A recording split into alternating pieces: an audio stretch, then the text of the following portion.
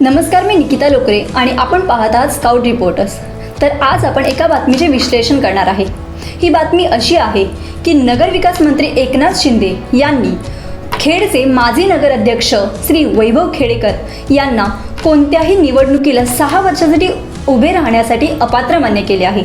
तर हा जो आदेश आला आहे हा कोणत्याही कोर्टाकडून आला नाही, तर नगरविकास मंत्री एकनाथ शिंदे यांनी घेतला आहे. एकनाथ शिंदे हे शिवसेनेचे नेते आहेत, तर श्री वैभव खेडेकर हे मनसेचे नेते आहेत.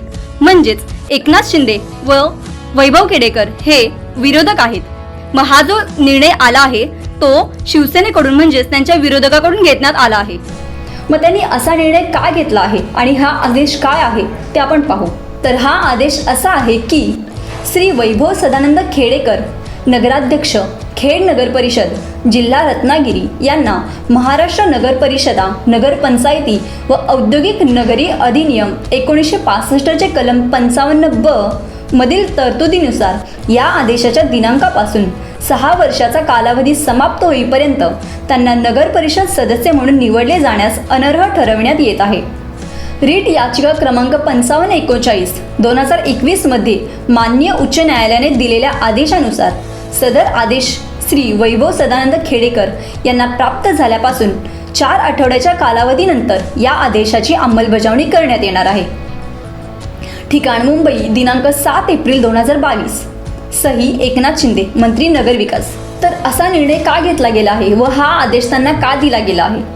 2021 मध्ये प्रज्योत तोडकरी रत्नागिरी सदस्य व त्यांच्या समवेत अजून 8 सदस्य, ज्यामध्ये श्री सुनील दरेकर, श्री प्रशांत कदम, श्री म सुरभी धामणसकर, श्री म रुपाली खेडेकर, श्री म अल्पिका पाटणे, श्री म मनीषा निर्मल, श्री म नम्रता वडके व श्री म सीमा वडंकर यांनी श्री वैभव खेडेकर यांच्या विरुद्ध गैरवर्तनाचा आरोप लावून 3 मागणीपत्रे सादर केली होती, ज्यामध्ये एकूण 20 गैरवर्तणुकीच्या बाबी नमूद होत्या, ज्यामधील एकूण 10 मुद्द्यांमध्ये तथ्य आढळून आले.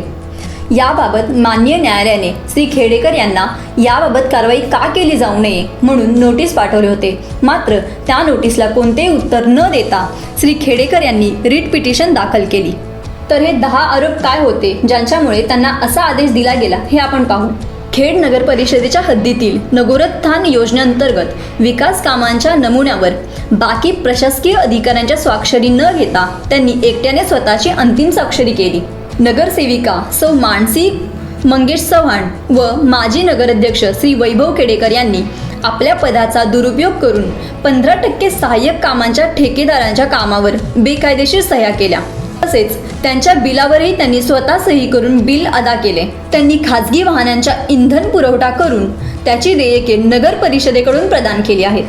दिनांक 30 जानेवारीला 2020च्या सर्वसाधारण सभेमध्ये ठराव एकमताने मंजूर झाला असताना श्री वैभव खेडेकर यांनी सर्वसाधारण सभेचा ठराव स्वतःच्या सहीने परस्पर बदल केला. तसेच त्यांनी इंदिरा कन्स्ट्रक्शन या आपल्या स्वतःच्या इमारतीचे बांधकाम अनधिकृतपणे केले होते. त्यांनी नगर परिषदेतील चालकाचा वापर करून नगर परिषद खर्चातून ठराव न करता चालकाला मानधन अदा केले. स्काउट रिपोर्टर्सने श्री वैभव खेडेकर यांच्याशी संवाद साधला.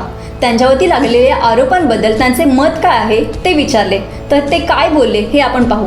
और कुछ बहुत ही तीखे सवाल है वैभव जी. उम्मीद रखता हूँ कि आप ऐसे ही संयम थोड़ा रखिए हमारे साथ, क्योंकि बहुत ही ज़्यादा भ्रष्टाचार के आरोप आ रहे हैं आपके ऊपर.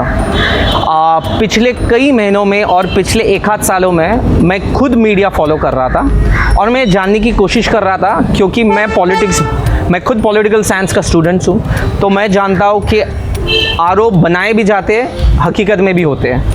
तो आप पहले ये विषय पे बताइए, जो सबसे पहला आरोप था वो डीजल चोरी का था कि नगर अध्यक्ष की गाड़ी में मैं जो यहाँ के विधायक हैं वहाँ के शब्द बताऊंगा. योगेश कदम जी ने बताया था नगर अध्यक्ष जी के गाड़ी में उनका नंबर प्लेट था, वहाँ डीजल चला गया.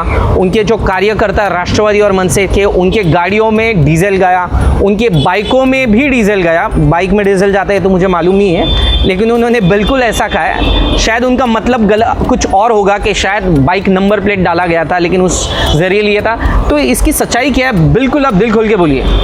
25 साल इनको सरकार इधर चलाई. हाँ, ये लोगों ने, यानी रामदास कदम जी ने रामदास कदम जी ने 90 से लेके 25 साल इधर सत्ता इधर चलाई। बिल्कुल।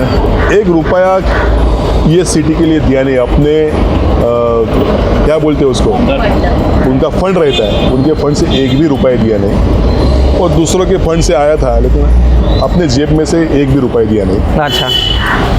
और ये सब मेरे पार्टी को मांगता है या मेरे लिए मांगता है ऐसा करके। और जो भी अगर कार्यकर्ता बड़ा हो जाए, उसको आगे, उनसे आगे थोड़ा जाए, तो उनका पाँव काटने का काम इन्होंने किया। अच्छा। तो ये पार्टी बनी 2007 से, और मैं आगे आगे चलता गया। लोगों में परिवर्तन लोग चाहते थे। लेकिन वैभव जी, सवाल ये है कि आप अपनी गाड़ी में सरकारी पैसों से डीजल क्यों भरवाते हैं? वही उसमें, अच्छा। वही सवाल पे आता हूँ मैं। तो इन्होंने सत्ता काल में ये सब किया, दूसरों को आगे जाने नहीं दिया। और सत्ता इसलिए इनको चाहती थी कि ये अपने लिए कुछ करे। तो इन्होंने, इनके 100% इधर बहुमत में सत्ता थी, तो इन्होंने इधर शिवतेज के लिए इधर अच्छा जो जमीन का टुकड़ा है वो अपने संस्था के ऊपर लिया। अच्छा। आज उधर बिल्डिंग बनाया और खुद के लिए वो उसका यूज कर रहे हैं। ऐसे तो वो खेड़ेकर ने किया नहीं। मेरे 5-15 साल सत्ता इधर, मैं किसी भी जमीन का टुकड़ा लिया मैं नहीं। बिल्डिंग पे बिल्कुल आऊंगा, लेकिन आप ये डीजल का सवाल का जवाब डीजल के बारे में। तो इन्होंने ये सब जो आरोप किए, ये चुनाव सामने रख के किए गए। 4.5 बरस में उनको एक भी ऐसा कुछ मिला नहीं कि मेरे खिलाफ कुछ करे। और जनता का प्यार भी मुझसे कम नहीं हो रहा है, ये देख के। ये इनके स्टेट में उनकी सत्ता है, और ये मंत्री होने के कारण उनको ये सब सरकारी अधिकारी उनके ऊपर दबाव है। अच्छा। और ये सब करके ये सब झूठे आरोप मेरे ऊपर लगाए।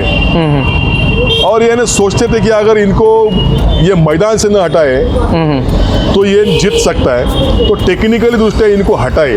अच्छा। तो ऐसा इन्होंने प्लान रचा था, लेकिन ये सब इनकी ये हो गई, क्या चिल्ली उड़ गई। नहीं, ये सब तहकीकात हो गई इसकी सर। अच्छा।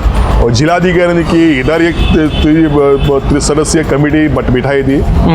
उनके कौन से भी अहवाल में, कौन से रिपोर्ट में वैभव खेड़ेकर गिल्टी नहीं है। अच्छा।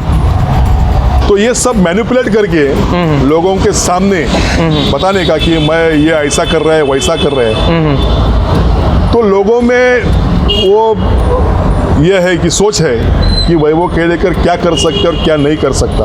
वैभव जी, अभी आपने बताया मैंने कोई जगह नहीं ली, बिल्डिंग नहीं ली है। उन्हें सरासर आरोप लगाए कि आपने आपकी वाइफ के नाम पर 5 फ्लैट बुक किए एक बिल्डिंग में, जिसके सामने एक पूल बनाया गया था।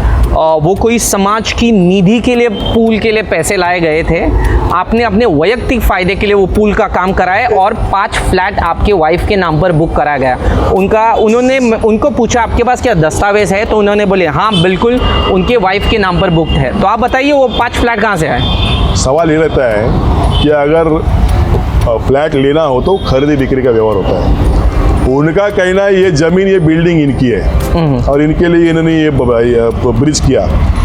तो ये विशेष घटक का ये ब्रिज रहता है, वो एक समाज के लिए बनता है। तो ऐसे सिफारिश देने का नेताओं का काम रहता है। अच्छा। कि वह इधर ब्रिज बनाओ, उनके लिए एक सिस्टम रहता है गवर्नमेंट का। जैसे वो डीपीडीसी में उनका मंजूरी होता है, और वो पालक मंत्री रहते हैं, उसके अध्यक्ष और सचिव रहते हैं, उनका कलेक्टर।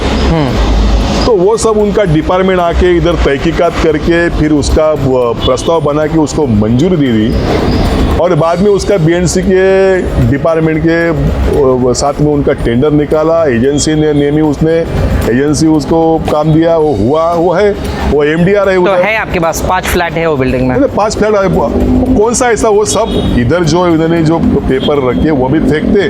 और तो वो फ्लैट है या नहीं है? नहीं है ना, फ्लैट नहीं है। नहीं है।